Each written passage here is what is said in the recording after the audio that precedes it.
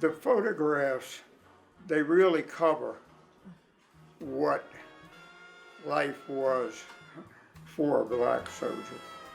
I've enjoyed seeing them because it brings back a lot of old memories. It was an exciting time. We did our job. Eugene Boyer Jr. knows these images well. This is when remember when you were looking at Duke? Yeah. And then this is your quote.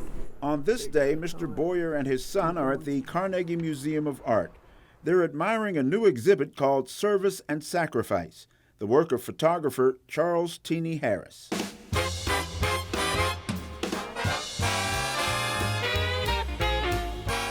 Teenie was a nickname, and he started this interest in photography, and he was given a loan by his brother Woogie and bought his first camera.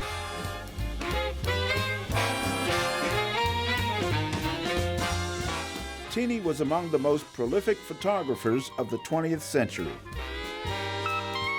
He shot thousands of photos documenting the urban black experience in Pittsburgh from the 1920s to the 1970s, many of them for the Pittsburgh Courier.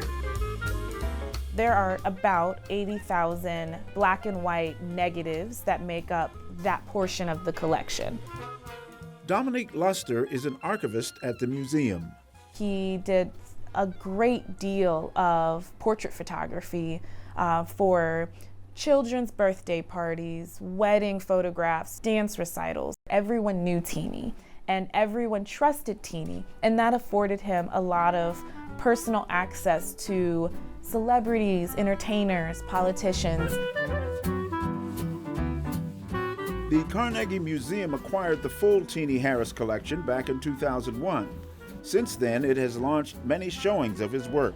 Service and Sacrifice is the latest. And what this exhibition really shows is that artistry of what history in this country looked like. So it isn't just talking about African American soldiers in World War II, but it's showing you family life and friends and community in the most beautiful, artistic, and aesthetic ways.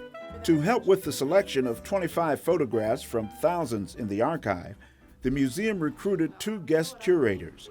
33-year-old Lance Woods is a veteran of the Iraq and Afghanistan wars, and 91-year-old Eugene Boyer Jr., who's a veteran of both World War II and the Korean War. Mr. Boyer served in a segregated troop, so he understands exactly what is happening in these photographs and can explain it in great detail, how it felt to be a black soldier in a segregated troop and to come home after World War II and to understand what it felt like to be an African American soldier fighting for liberties that you didn't have at home. If you were a black draftee, you in most cases went to the South to be trained in the South. Your officers were mostly white and mostly Southern, and they were picked because of their Southern background, because it was assumed that they knew how to handle us. And so there were times when the enemy was nicer than the person who commanded you.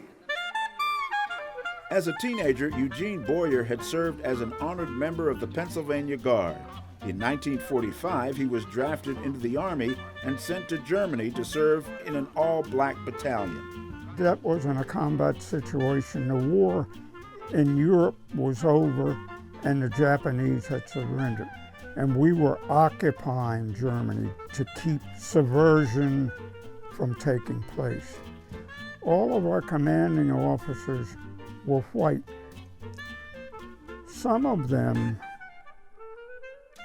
I think, took utter delight in seeing how miserable they could make us. The restrictions they would put on your movement and the way they spoke to you and treated you, and you knew you were being treated as a lesser. President Harry Truman abolished racial discrimination in the armed forces in 1948. So when former Staff Sergeant Lance Woods enlisted in the Army in 2003, segregation in the military was a thing of the past. Meeting Mr. Boyer, it was extremely inspiring because it's hard to imagine, just the things that he's experienced. What is significant about Teenie's work capturing African American participation in the armed services is that it's too often overlooked. African Americans have a proud history of serving their country, and the fact that we have a photographer of his stature to capture these things is extremely important to our history, and also just it's tangible evidence of that service. Mr. Boyer felt back during World War II, when he came home, he was very proud of his service, but he felt like the community didn't resonate with that.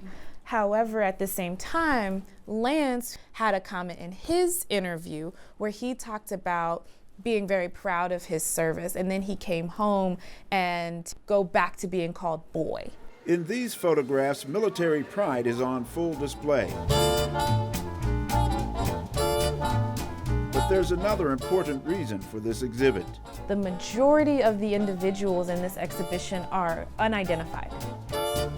Over the past 15 years or so, we've really worked hard to add names, dates, and places to as many of the photographs as possible.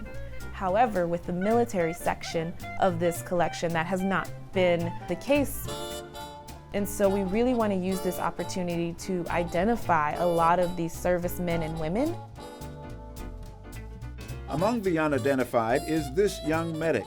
It's Eugene Boyer's favorite photograph. The job of the medic was to rescue and try to keep the injured alive, to comfort the guy who was dying. It's probably the toughest job in the Army. If someone finds their father, their grandfather, their uncle in the photographs, they can contact us via phone, email address, social media, but you can reach out to us or you can leave a response sheet in the gallery and we want to talk to you. Despite the hardships and discrimination, Eugene Boyer says he enjoyed his life in the military. It was during his service that he became a draftsman, and it became his life's work. He also got married and became the father of 2 sons. Lance Woods is now an attorney living in California. And though their service was separated by 50 years, both men say working on the exhibit has given them a new understanding and an acknowledgement that their military service mattered. You can be black and you can be proud, and you can also serve in the military. This is America. This is all our home. There's no place else to run to. It has its faults, but I believe it is honestly trying to be better. What I would most love for people to walk away with are to really kind of broaden that understanding of what it means to serve and what it has meant to serve for a country that hasn't always shown those same liberties towards individuals of color, and what it means to have victory abroad and victory at home, to really have a community that embraces you when you return home from war.